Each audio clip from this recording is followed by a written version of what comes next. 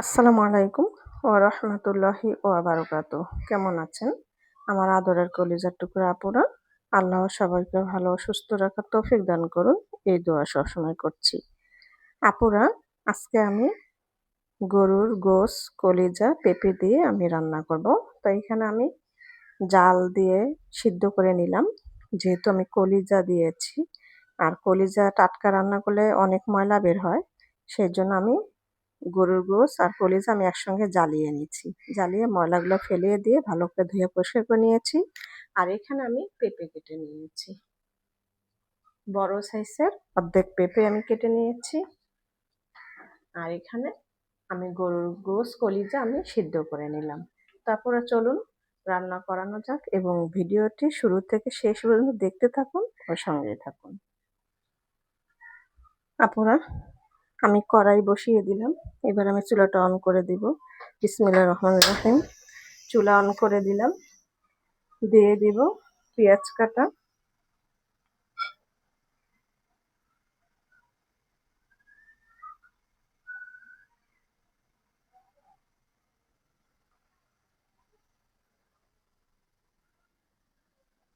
এবার আমি সরিষার তেল দিয়ে দিব।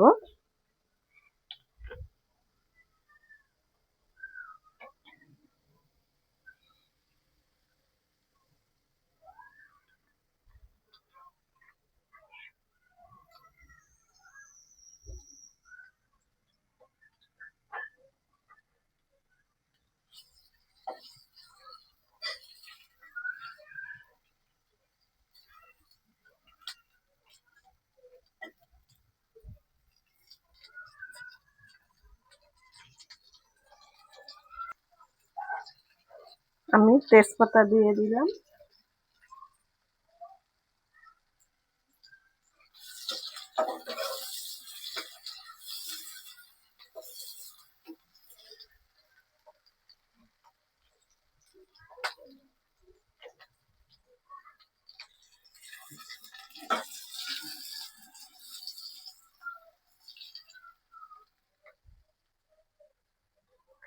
এবার আমি এখানে মশলা আমি পেস্ট করে রেখেছি। এখানে হলুদ গুঁড়ো, শুকনো মরিচ গুঁড়ো, আদা রসুন বাটা, গরম মশলার গুঁড়ো সমস্ত কিছু আমি দিয়ে পেস্ট করেছি। তো আমি এবার মশলাগুলো ভালো করে কষিয়ে নেব।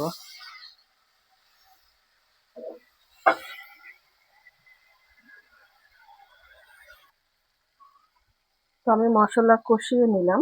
এবারে আমি সিদ্ধ করা গরুর গোশ, কলিজাগুলো আমি দিয়ে দেব।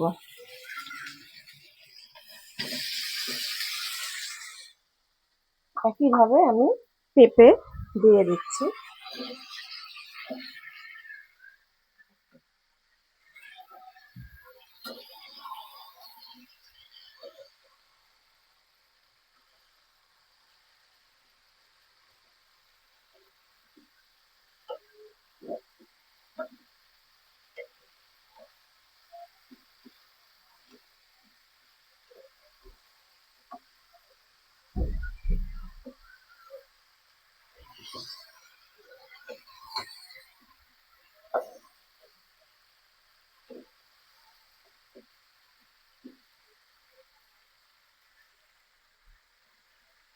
এবারে আমি ঢেকে দিয়ে কষিয়ে নেব।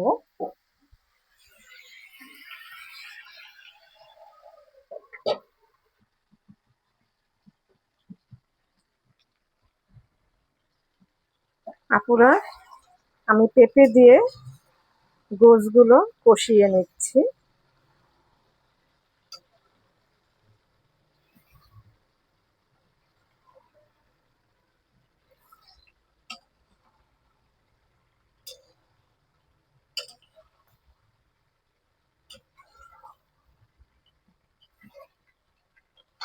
এবারে আমি এখানে সামান্য পরিমাণ পাঁচফোড়ন গুঁড়ো দিয়ে দিব।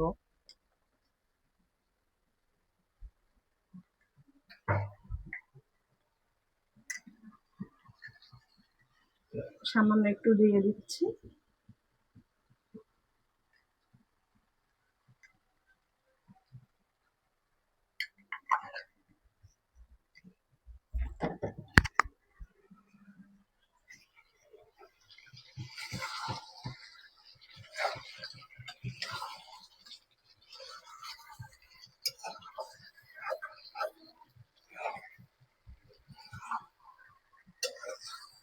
আমি এবারে আবারও ঢাকে দিয়ে আমি ভালো করে কষিয়ে নেব।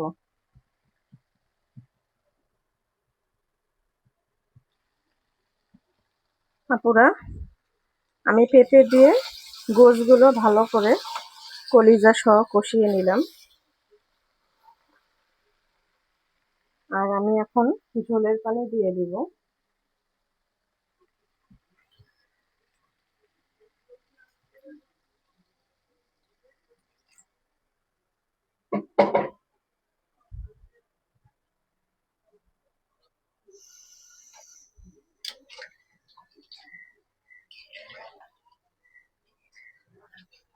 ঝোলের পানি দিয়ে দিলাম।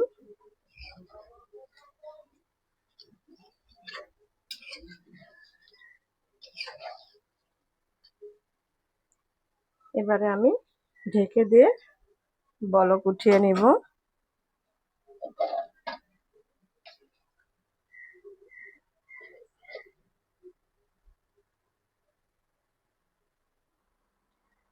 হয়ে গেল আপুরা পেঁপে দিয়ে গরুর গোশ কলিজা রান্না। তো আপনাদের কাছে রান্নার ভিডিওটি কেমন লেগেছে অবশ্যই কমেন্ট বক্সে জানাবেন। লাইক দিন, বেশি বেশি করে শেয়ার করে দেন আপুরা। দোয়া চাই ছোট্ট রান্নাঘর চ্যানেলটিকে সাবস্ক্রাইব করতে একদমই ভুলবেন না। যারা নতুন আপুরা দেখছেন পাশে বেল বাটনটি ক্লিক করে আমার